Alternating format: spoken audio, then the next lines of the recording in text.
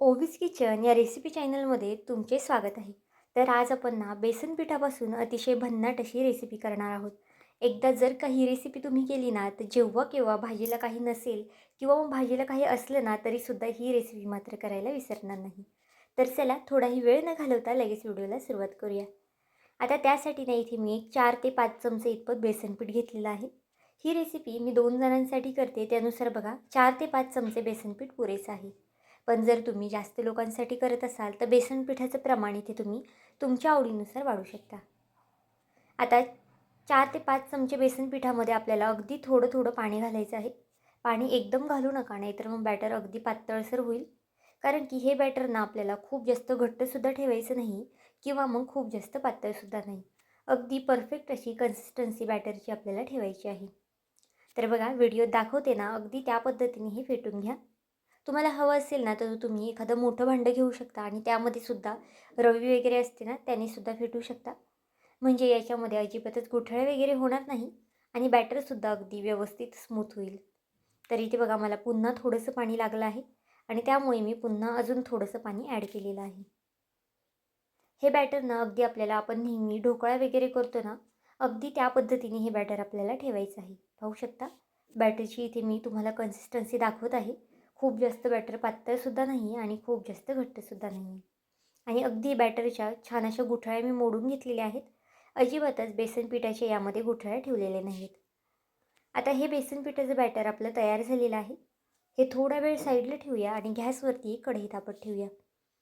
कढईमध्ये तुमच्या आवडीनुसार इथे तुम्ही तेल घालू शकता. आता इथे मी 2 पळ्या इतपत तेल घालून घेते, 2 ते 1 पळ्या. तुम्हाला जर जास्त तेल आवडत नसेल तर तुम्ही 1 पळी तेल घातली ना तरी चालेल. आता तेल तापलं की यामध्ये आपल्याला 1 चमचा मोहरी घालून घ्यायची आहे. मोहरी छान तडतडली की यामध्ये 1 चमचा जिरं घालून घ्यायचं आहे. जिरं आणि मोहरी तेलावरती अगदी छान अशी तडतडून द्यायची आहे. त्यानंतर यामध्ये बघा कढीपत्त्याची काही एक 10-12 पानं घातली आहे. कढीपत्त्याने खूप छान असा फ्लेवर येतो, त्यामुळे असेल ना तर आवर्जून घाला. आता कढीपत्तासुद्धा तेलावरती मी छान असा परतून घेते. त्यानंतर यामध्ये ठेचलेला लसूण घालून घेऊया. आता लसूण इथे तुम्ही चिरूनसुद्धा घालू शकता किंवा मग अशा पद्धतीने ठेचूनसुद्धा घालू शकता. या रेसिपीसाठी ना लसूण थोडंसं जास्तीचा वापरा, कारण की लसणाने सुद्धा खूप छान अशी टेस्ट येते या पदार्थाला. तुम्ही यापूर्वी ना ही रेसिपी नक्कीच केली असेल, पण अशा पद्धतीने केली आहे का हे सुद्धा नक्की सांगा. आणि तुमच्या इकडे या रेसिपीला काय नावाने ओळखतात ना, हे सुद्धा मला कमेंट करून सांगा. आता लसूण तेलावरती अगदी छान असा परतून झालेला आहे. त्यानंतर एक मोठ्या आकाराचा कांदा आणि एक मीडियम आकाराचा टोमॅटो मी इथे बारीक कट करून घेतला आहे. कांदा आणि टोमॅटोचं प्रमाण इथे तुम्ही तुमच्या आवडीनुसार कमी जास्त करू शकता. आता हा पदार्थ ना 2 जणांसाठी करते, त्यानुसार एक मीडियम आकाराचा टोमॅटो घेतला आहे आणि एक मीडियम आकाराचा कांदा घेतला आहे. कांदा आणि टोमॅटो तेलावरती लवकर शिजण्यासाठी ना यामध्ये चवीनुसार मीठ घालून घेऊया. तुम्ही जर अशा पद्धतीने कांदा टोमॅटो परतताना मीठ घातलं ना, की कांदा टोमॅटो लवकर मऊ होण्यास मदत होते. इथे पाहू शकता आता छान एक 3 ते 4 मिनटं कांदा टोमॅटो मी परतून घेते. अगदी खूप जास्त करपवायचं सुद्धा नाही आपल्याला. फक्त असा कांदा टोमॅटो सॉफ्ट झाला ना, की गॅस आपल्याला इथे स्लो करायचा आहे. आता यामध्ये काही सुके मसाले घालूया. सुके मसाल्यांमध्ये ना अगदी बेसिक मसाले मी वापरणार आहे. तर बघा अर्धा चमचा इथे, अर्ध्या चमच्याला सुद्धा थोडीशी कमी मी हळद घातली आहे आणि अर्धा चमचा इथे मी धना पावडर घातलेली आहे. आता हे छान असं मिक्स करून घेऊया. पाहू शकता अगदी छान असं हे मी मिक्स करून घेतलेलं आहे. आता यामध्ये ना मी थोडंसं लाल तिखटसुद्धा घातलं होतं, पण इथे लाल तिखट घालताना व्हिडिओ थोडा स्किप झाला होता. पण तुम्ही लाल तिखटच्या ऐवजी हिरवी मिरचीसुद्धा कट करून घालू शकता किंवा मग अगदी थोडंसं लाल तिखट घातलं ना तरी चालेल. आता फोडणीला भरपूर अशी कोथिंबीर घालून घेऊया आणि छान हे परतून घ्यायचं आहे 1 मिनिटभर तरी हे मसाले तेलावरती.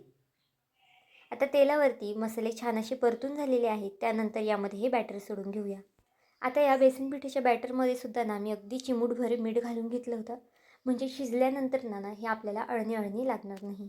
त्यामुळे मीठ घालताना ना सुरुवातीला सुद्धा अगदी काळजीपूर्वक घाला.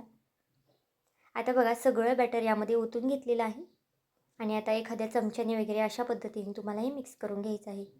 गॅस बघा जितका स्लो ठेवता येईल ना तुम्हाला तितका स्लो ठेवा, कारण की बेसन पीठ आहे आणि खाली लगेच लागू शकतं. त्यामुळे अगदी स्लो गॅसवरती आपल्याला हे शिजवून घ्यायचं आहे.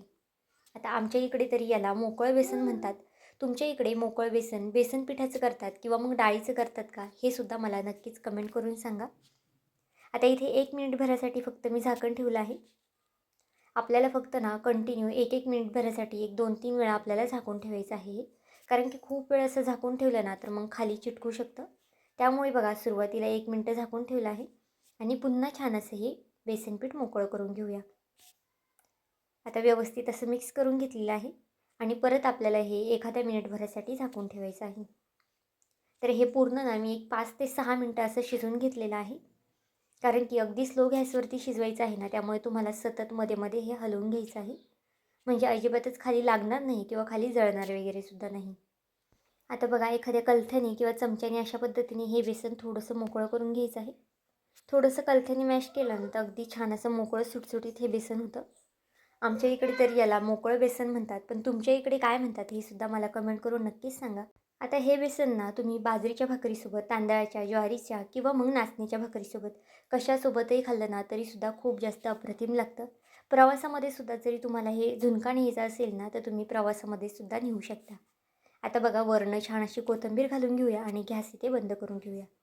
तर नक्कीच एकदा अशा पद्धतीचं हे मोकळं बेसन किंवा झुणका एकदा करून पहा. खायला खूप जास्त अप्रतिम लागतो आणि जर तुम्ही एकदा केलं ना तर नक्कीच पुन्हा पुन्हा कराल. तर आजची ही रेसिपी तुम्हाला कशी वाटली मला हे कमेंट करून नक्की सांगा. आणि चॅनलवरती नवीन असाल, चॅनलला अजूनही सबस्क्राईब केलं नसेल तर एक लाईक आणि एक सबस्क्राईब करायला विसरू नका.